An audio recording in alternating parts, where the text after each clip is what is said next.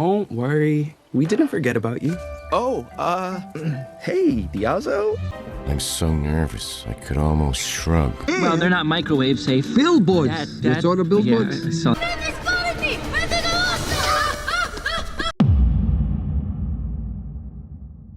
ازيكم يا ابطال في فيديو جديد. في الفيديو ده هنتكلم عن اسوأ افلام الانيميشن اللي اتعملت في التاريخ، وصدقني في حاجات هنا هتخليك تسأل نفسك ازاي وافقوا ويعرضوا الافلام دي في السينما. والغريب ان الافلام دي من شركات ضخمه. من غير ما نطول في المقدمه كده، ما ننساش اللايك والاشتراك والحاجات الجميله دي. صلى على النبي عليه افضل الصلاه والسلام، ويلا بينا نبدا الفيديو ده.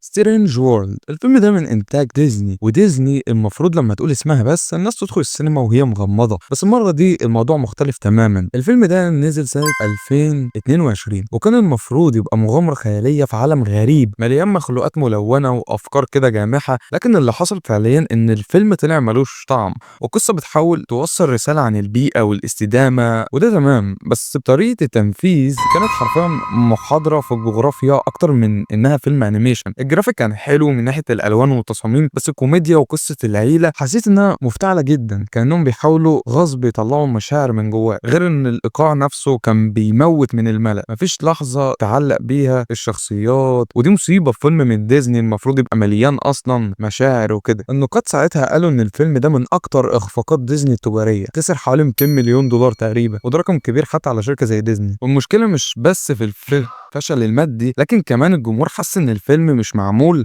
بروح ديزني اللي كنا عارفينها. يعني ديزني كانت بتحاول تمشي على الموضه، بس رسائل بيئيه، تنوع، كلام كبير، بس نسيت اهم حاجه انها تحكي قصه حلوه. وش الفيلم اللي المفروض يحتفل ب100 سنه من حضاره ديزني، بس بدل ما يبقى احتفال طلع كانه اعلان طويل لذكريات زمان. وش كان المفروض يعيد مجد ديزني الكلاسيكي، لكن اللي حصل ان الجمهور خرج من السينما وهو بيقول هو ده اللي استنيناه بعد 100 سنه. القصه عن بنت اسمها آشا بتتمنى النجمه تقع من السماء عشان تساعدها ضد الملك، وده المفروض يبقى نفس جو سنو وايت او علاء الدين، بس التنفيذ كان باهت جدا والحوار مكتوب كانه معمول بسرعه. حتى الاغاني اللي ديزني دايما بتبدع فيها كانت عاديه جدا وما فيهاش الاغنيه اللي تفضل في دماغك. اما الجرافيك فديزني حاولت تعمل ستايل يمزج بين الرسم التقليدي وال3 دي، بس النتيجه كانت غريبه، مش مريحه للعين وما فيهاش روح. تحس كأن الفيلم عايز يبقى نوستالجيا زياده عن اللزوم، فوقع في فخ تقليد بدل الابداع. النقاد قالوا ان وش هو رمز واضح ان ديزني دخلت مرحله ركود، بقوا بيكرروا نفس افكارهم القديمه من غير مغامره حقيقيه او فكره جديده. الجمهور حس ان الفيلم ما فيهوش قلب، مجرد محاوله تسويق لاسم ديزني مش اكتر. زي ايموجي موف، وده بقى من نوعيه الافلام اللي اول ما تسمع الفكره تقول اكيد دي نكته، لكن لا، فعلا حد في اجتماع قرر يعمل فيلم كامل عن الايموجيز. القصه عن جن ايموجي ملوش تعبير واحد وعايز يكتشف نفسه، فالموضوع كله بيتحول لرحله جوه الموبايل مليانه تطبيقات زي سبوتيفاي ودروب بوكس وكاندي كراش، بس بدل ما تبقى مغامره ممتعه طلعت اعلان مدته ساعه ونص لتطبيقات موبايل. الانيميشن نفسه مش سيء جدا، بس تصاميم العالم ملوش اي ابداع، كله نسخ من العاب ومواقع، النكت بايخه، كوميديا ركيكه، وحتى الاطفال زهقوا منه بسرعه. اللي خلى الناس تكرهه مش بس الفكره غبيه، لكن ان الفيلم بيحاول يتعامل مع الجمهور كانه غبي، كان كل حاجه لازم تتشرح وتتكرر. خلاص يا عم فهمنا، بس يعيدوها تاني، وده اللي خلاني امل من الفيلم بصراحه. ما اكدبش عليكم، انا لما شفت الفيلم وانا صغير كنت عادي، يعني طفل بيتفرج على فيلم فيه ايموجيز، فكنت مصدوم بصراحه. انا اصلا وانا صغير كنت بتصدم من اي حاجه. المهم يعني ان لما كبرت واتفرجت عليه تاني لقيت انه زباله بمعنى كلمه، هو زباله، والنقاد وصفوه بانه اسوأ فيلم انيميشن في العقد كله،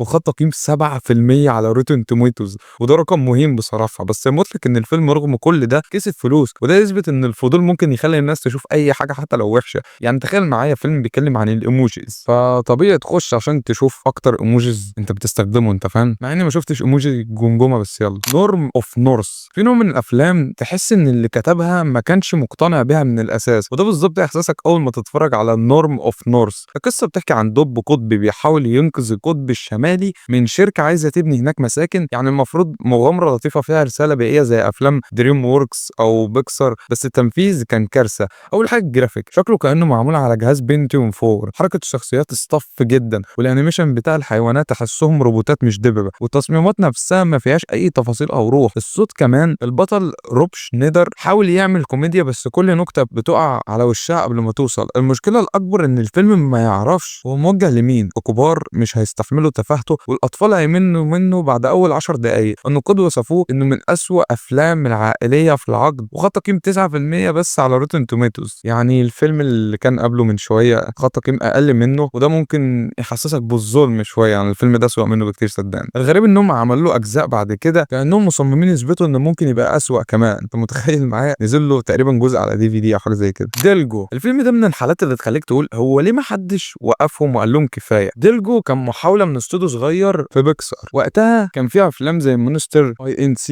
اللي هي شركه المرعبين المحدوده والعثور على نيمو، وكانوا مسيطرين. لكن النتيجه كانت درس مجاني في ازاي تعمل فيلم انيميشن غلط من اول ثانيه. القصه بتحاول تبقى ملحمه خياليه فيها مخلوقات عايشه في عالم غريب، بس السيناريو معقد على الفاضي، مفيش ترابط، والشخصيات بتتكلم كتير من غير اي معنى. تحس ان كل حوار اتكتب عشان يملى وقت مش عشان يخدم القصه. اما الجرافيك فكان قديم جدا حتى بمعايير 2008، الالوان باهته والاضاءه غريبه، وكأن الفيلم كله متصور بكشاف موبايل. وده مش هزار، المخرج نفسه قال بعدين انهم استعجلوا الانتاج عشان يلحقوا السوق، والفيلم خسر خساره فادحه، اتكلف حوالي 40 مليون دولار وكسب في اول اسبوع 500 الف بس. والادهى ان حتى الممثلين الكبار اللي شاركوا فيه زي فريدي براينز جونيور ندموا بعد كده. هو من الاخر فيلم كان عنده نيه بس لا موهبه ولا امكانيات. مارس نيدز مامز، الفيلم ده علامه فاصله فيلم الانيميشن بتقنيه الموشن كابشر. ديزني نفسها كانت وراه، وكان المفروض يكون تجربه جديده يمزج الواقعيه بالحركه الكرتونيه، لكن اللي حصل ان النتيجه كانت مرعبه.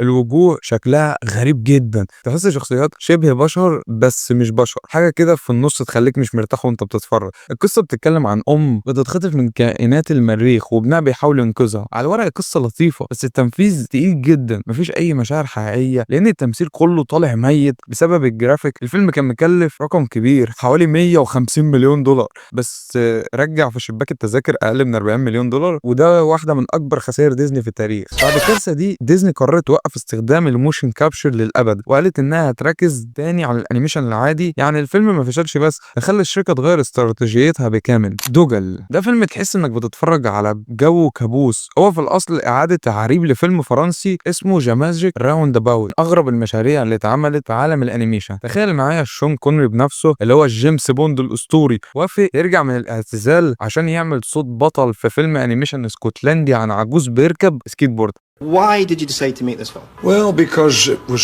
so original. Forget Indiana Jones. I should be called Jemima Bond. Really an exceptional cast.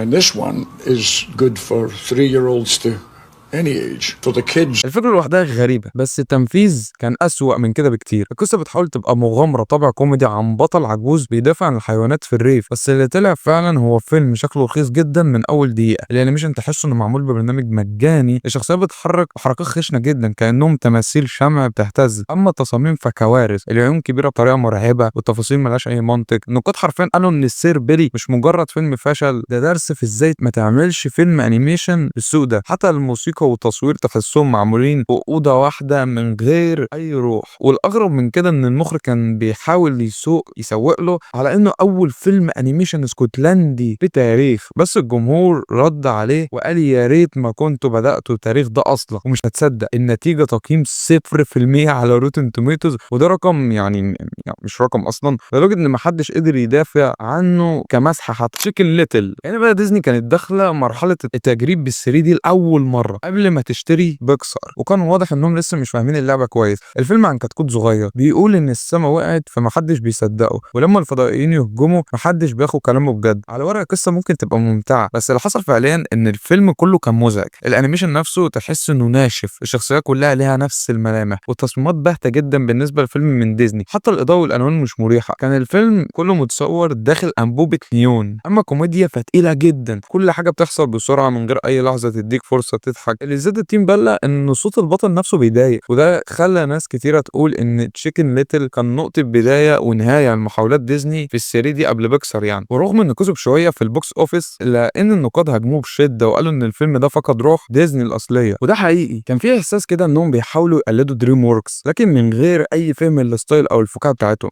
بس في النهايه تشيكن ليتل كان تجربه اتعلموا منها كتير، وعشان كده ما شفناش فيلم بالشكل ده من ديزني بعدها تاني الا حديثا يعني. بس ما اخبيش عليكم برضو انا كنت اتفرج على الفيلم ده وانا صغير يعني وكنت بحبه، ف نايس تراي بمعنى كلمه فود فايت. وده بقى الفيلم اللي بيتقال عليه اسطوره الفشل. فيلم لو شفته تحس ان الكمبيوتر اللي اشتغل عليه عيط من كتر ما اتعذب. الفكره كانت طموحه في الاول، يعملوا عالم جواه كل شخصيات العلامه التجاريه عايشين جوه السوبر ماركت، وكان المفروض يبقى حاجه زي توي ستوري كده بس بالاكل. بس اللي حصل ان الكارثه بدات قبل ما الفيلم يتعرض. النسخه الاصليه اتسرقت والبيانات ضاعت فتاجل الانتاج سنين طويله، ولما رجعوا يكملوا الفيلم كانت التقنيه بقت قديمه جدا بس هم كملوا عادي كأن الدنيا تمام. النتيجه جرافيك يخوف وشخصيات وشها مش بتتحرك طبيعي وحركاتهم كانهم متجمدين. القصه نفسها غريبه ومليانه برودكات على الاخر، كل مشهد فيه اعلان لشركه معينه لدرجه انك ممكن تطلع جعان بعد الفيلم بس مش مبسوط. النقاد ادوا لقب اسوأ فيلم انيميشن في التاريخ، وخد تقييم 0 برضه على ما اعتقد على روتن توميتوز او 1 حاجه زي كده. كمان خسر اكتر من 40 مليون دولار، والناس بقت تتكلم عنه كمثال للفشل الكامل في كتابه واخراج وانتاج فيلم انيميشن. الفيلم بقى ميم بعد كده، اليوتيوبرز اتكلموا عنه سنين، وحتى النهارده لما حد عايز يضرب مثل عن فيلم سيء